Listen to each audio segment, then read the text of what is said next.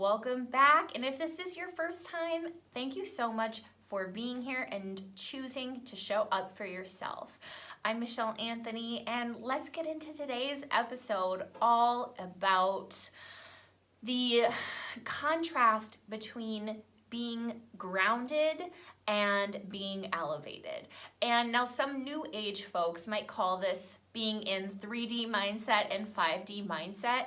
And I'm gonna explain why I don't love that hierarchy of kind of determining the value of your human experience, because we all are on our own journey here, and let's not judge whether we're in 3D or 5D or another person is in 3D or 5D, and why does that even fucking matter anyways? So here we go. So today's episode, I'm gonna start with a little bit of a story of a reading that I had done. It was a group reading from one of my spiritual mentors, Natalie Miles. And in this reading, she told me that I was in the spiritual closet. And I just laughed. I was like, no, I absolutely am not in the spiritual closet. And it's like, no, like, I mean, pretty much everybody I know knows all of this about me, and you know, this is what I do for a living. And it's so funny the ways that my life have completely taken a turn in the past month and a half, with some changes that I've implemented and some massive mindset shifts.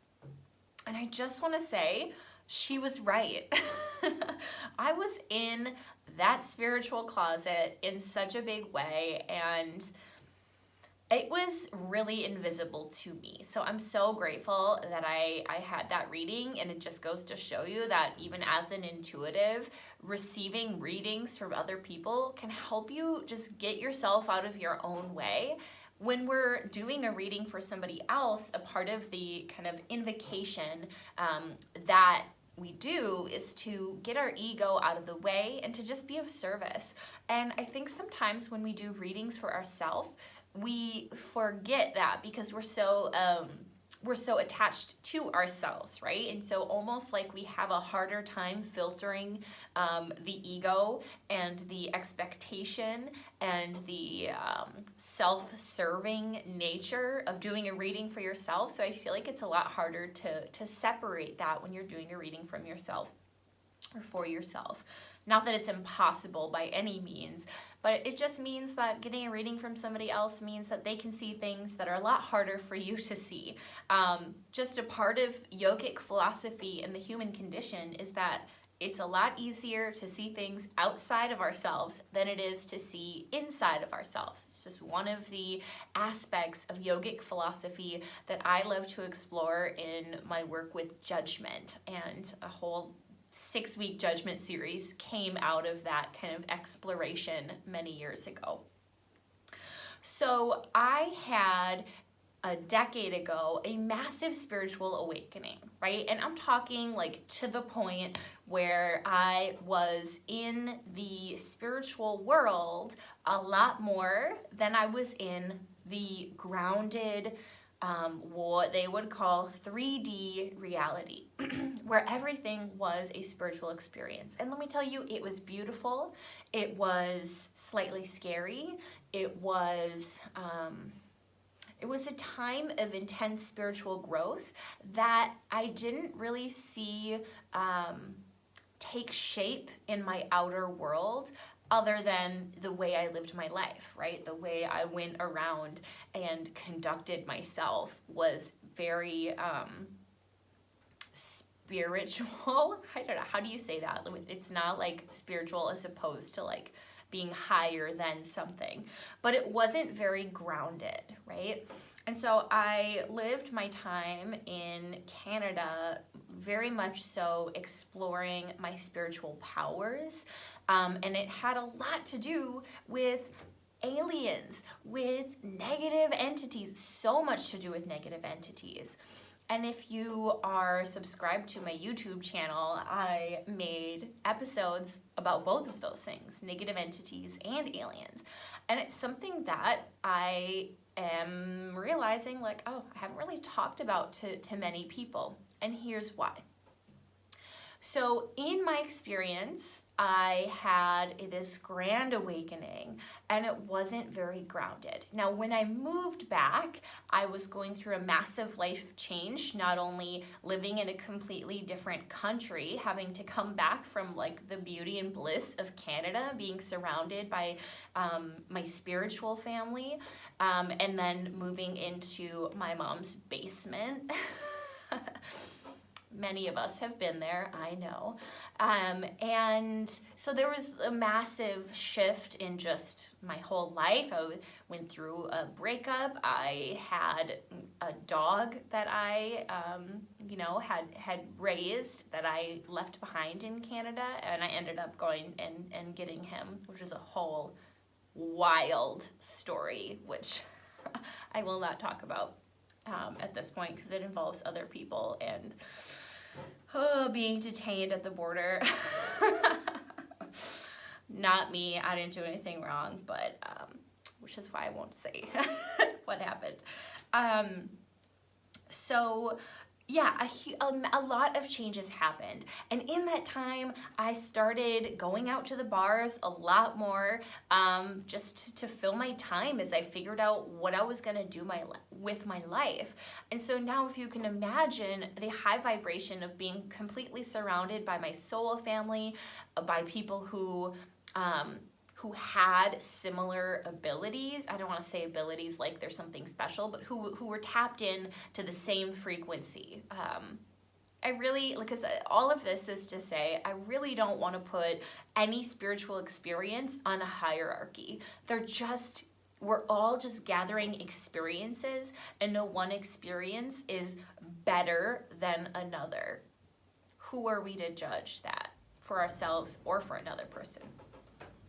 Except in hindsight. Okay, so as I am essentially lowering my vibration, engaging in all of these activities that, just dulled my intuitive senses, I was still channeling a lot, was still communicating with spirits a lot. And at a certain point, I was just tired of always psychically defending myself. And because of that, I have in that Negative Entities YouTube video, I share all about how I was creating that in a lot of ways. So it's really nothing to be afraid of. It's just a different experience. So in a lot of ways, I was dulling my psychic senses, and just who I surrounded myself with was completely different. I didn't really have a larger community that I could and that I necessarily felt safe sharing all of my experiences in. There was a short time where a small community gathered. It was called Conscious Connection, and we just meditated, and I did get to be a part of forming that for a short period of time. But I think it's different when you are also engaging with activities that lower your vibration. And truly, it's how much time are you spending in a certain vibration.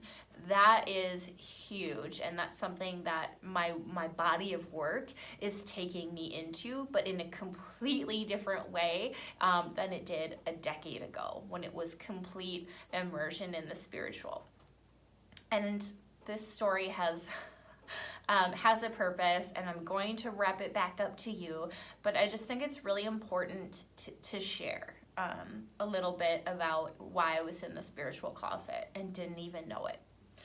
Okay, so once I started dulling my psychic abilities, it's really interesting the way our memory works, because I was not in the same vibrational energy as I was when I had those previous intense spiritual experiences. And so because of that, I started to experience a lot of doubt. Like, did all of that actually happen? And was it just like crazy? Was it the people? Like, was I influenced by these people? And I just had a lot of doubt. Like, did I at one point, have long conversations with aliens? Did this all happen? And yes is the answer. I just wasn't in that vibrational space to ground and embody what I knew to be true. And doubt really, and I say this so often, I know, but doubt really is such a hindrance on this path. And how do we overcome it in order to remember the spiritual qualities our life can embody, how good our life can be? And so I'm just gonna share this like journey of coming out of the spiritual closet for you, so you can kind of gather some perspective on maybe where you're at with this process. Where are you on your spiritual journey right now? Where have you been? And start to think about perhaps what are your next steps? Because I feel like a lot of us are going through a lot of life changes and identity, who we identify as and what activities we engage with. It's all changing, right? Not only because of what we just went through in the past year and is still going on, but because of the consciousness shifts that are happening on a massive level. And perhaps, yes, because of the pandemic and quarantine and just the massive amount of death we've been dealing with. And it's just been, it's been a wild ride. Okay, so moments when we're elevated versus moments when we're really grounded in the physical reality, right? And how when we're in those grounded moments, we forget how good or how elevated we can feel. We truly forget. And it's a part of this idea of 3D, 5D. And I'm bringing this up in the past couple weeks in the podcast because it helps me understand, but it's also something I don't 100% get behind is the hierarchy, because we're meant to be. We are in the 3D reality. We're a human. I have a whole episode on how, we shouldn't really get rid of the ego, because we have relationships, we have jobs, we have things we need to do, and our ego grounds us in who we are, not just who we are, but who we are in relation to the world around us. And it's something that is actually really helpful to us in order to engage with the physical world. However, there is more. There is so much more. And it's interesting because I feel like I've always been the black sheep of the yoga world in some ways. Not that it hasn't been supported or honored, but I've always taught a style of yoga that's not cookie cutter. I always have wanted to just show up and do what I feel like doing, offer what I feel like offering, and speak from my intuition instead of my plans. And this is important to say because this is why I felt like no way I'm in the spiritual closet. Like, people know I do fairy oracle readings. Like, people know that I'm an intuitive. My family knows I'm not in the closet. And yet, in the past, I don't even know, 9 years, I was sitting with this weight of doubt about those really intense, high vibrational experiences that I had. And I shared a little bit about this in my episode with Evine, which is also on YouTube and several episodes back in the podcast. And I think that what's important to recognize is that we can have these moments where we're really elevated, right? We're just like in tune, we're connected with spirituality, we're connecting with spirits, we're, on the right path.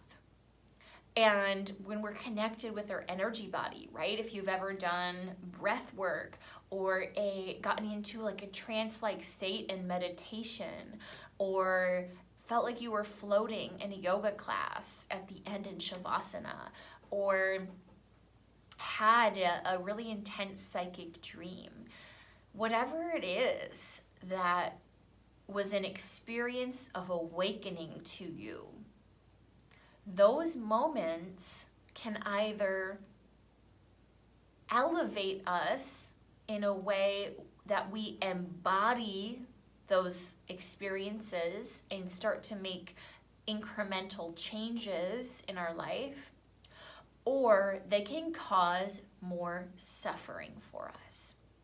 And here's how.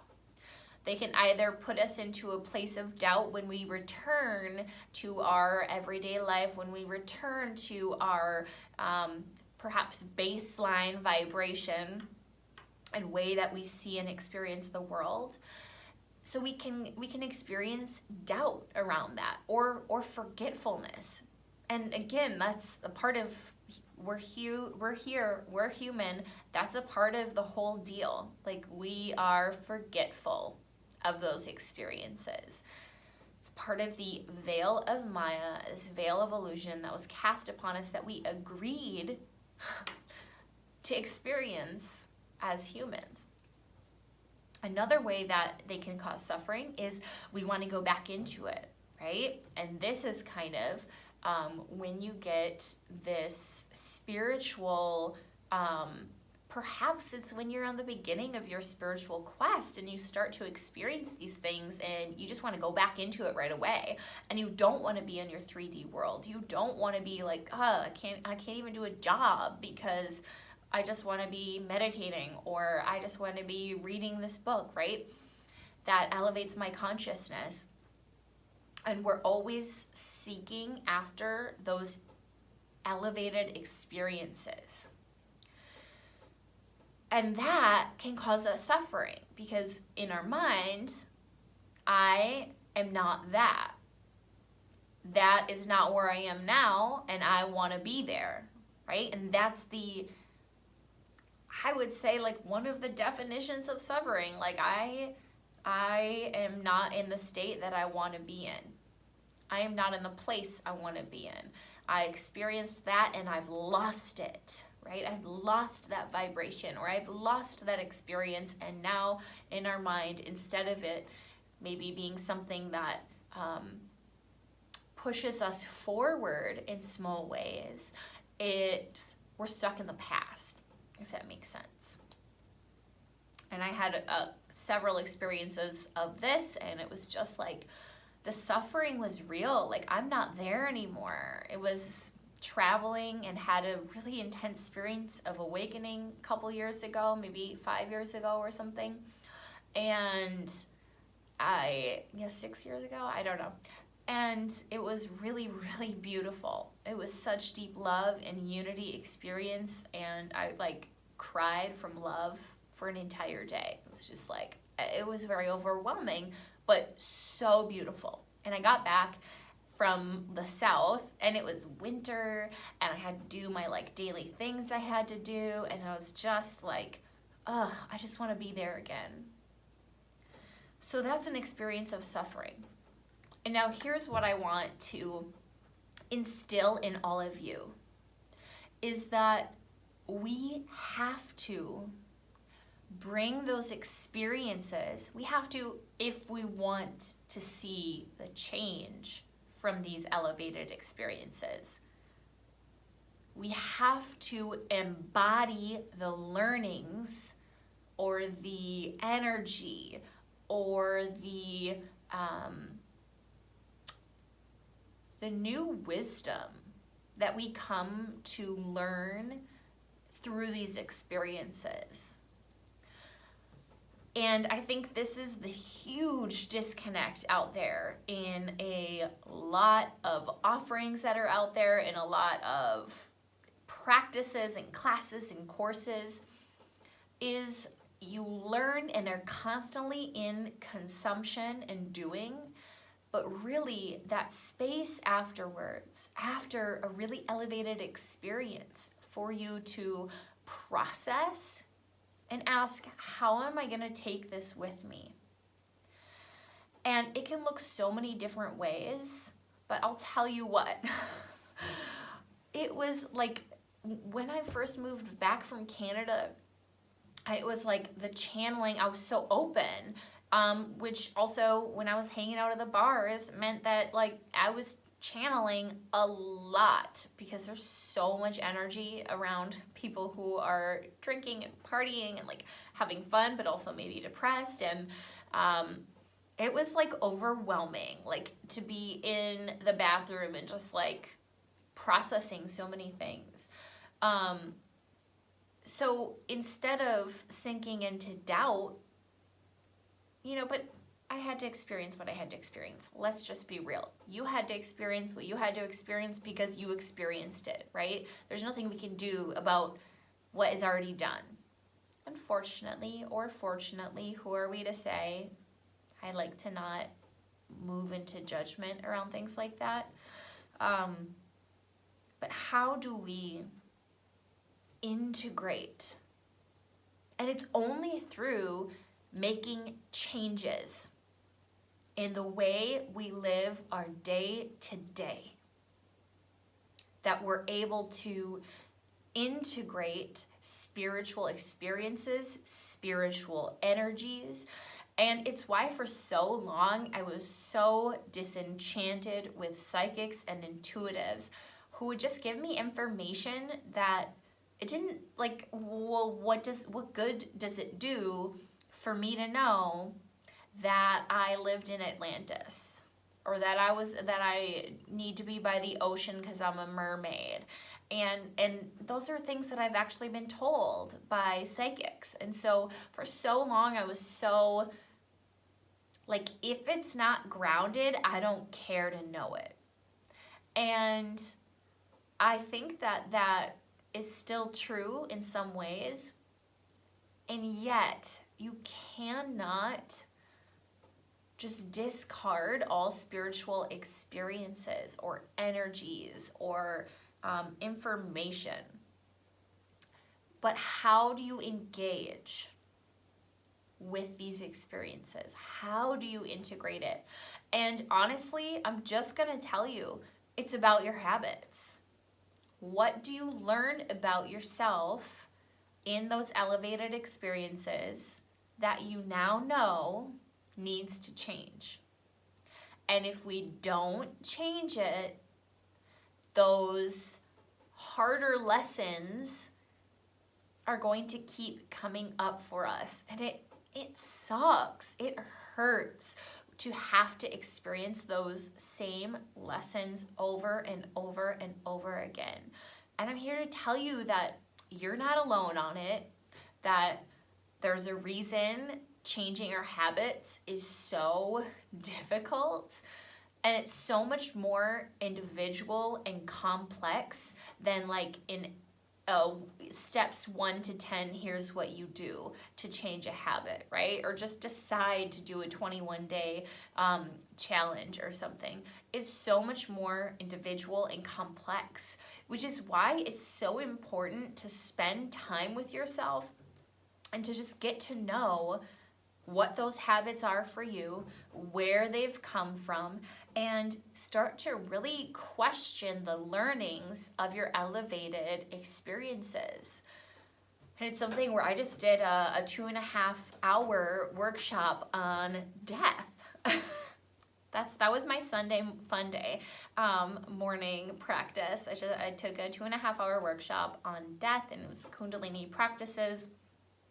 And one of the beautiful things that Jaidev said, that really stuck with me was about spending time in Akasha, or the ether, and these energetic places that it truly does not serve us to either try to seek after that and stay there, or to wish that we were there, right? But to ground it into the body so that our nervous system can be informed, so that our mind can become more clear. So we can see things more clearly. We can see like our own bullshit a lot more clearly when we spend time in Akasha and see what's real. Well, it doesn't do us any good if we can't ground what is real into the way we're living our lives. Does that make sense? So really, a huge piece of this is, what habits are you going to change? How are you going to take this experiential understanding of, this is the reality, this is my truth, is that I am this energy, and I am just in a body for a short time to experience different things and learn different things. But I am also in a body that's intelligent. I'm in a body that is a complex system of awakening. We can experience Akasha and these experiential energies of Kundalini awakening within our body in a grounded way. And my personal opinion is that how that happens is by choosing better habits. And only you know what that is for you. Only you know how you can ground these spiritual energies that come through in these elevated states. So to summarize,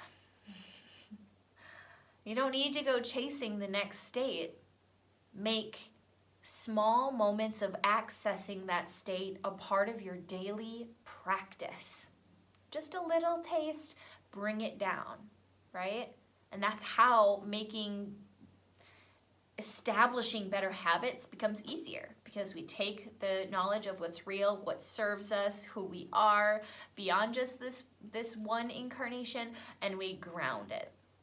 And that way we can ground our learnings and actually learn, right? We can actually learn.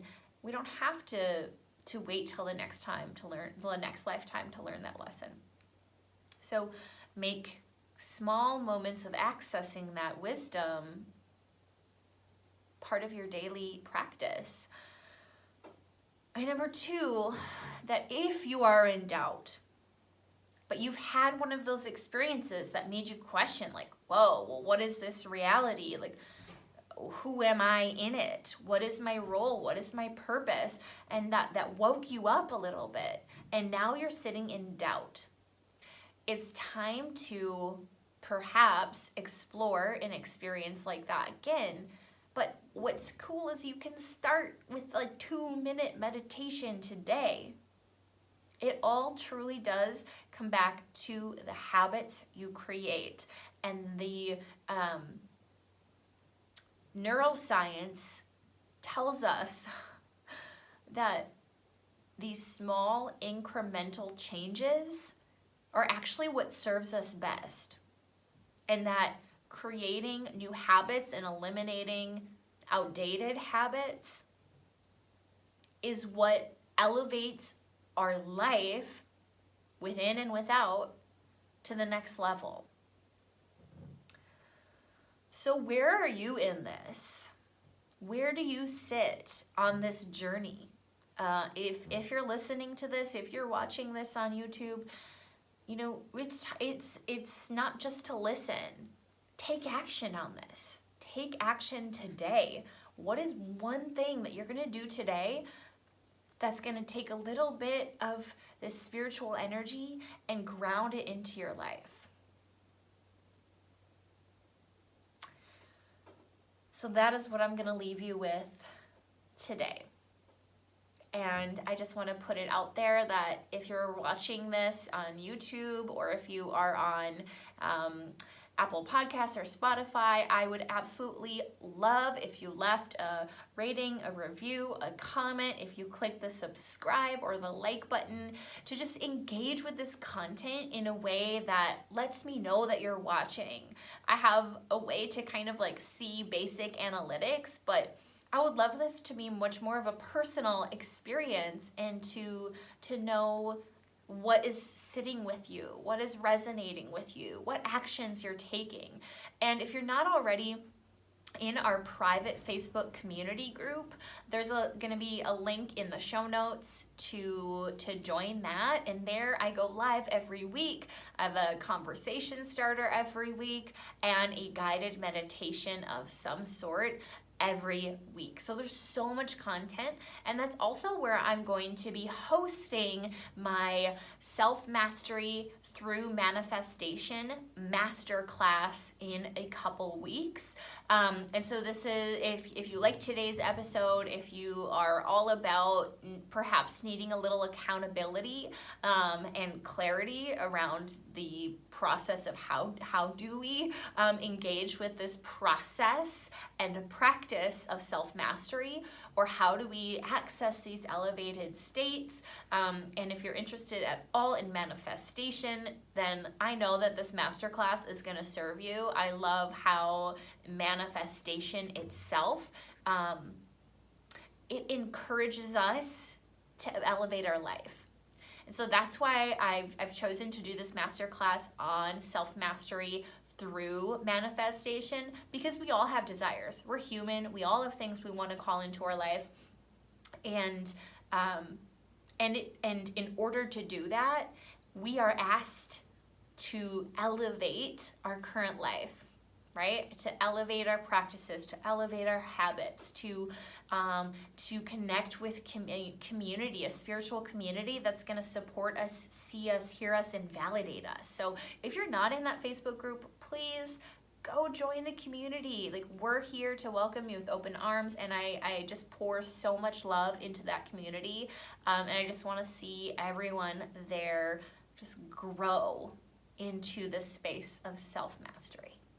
Thank you so much to Kyle Piper for being the lead producer and current only employee, although I have a meeting with a VA soon to help with this masterclass and all that comes along with it. So thank you, Kyle Piper. Sending you all so much love today, and I hope that you have a magical, elevated day.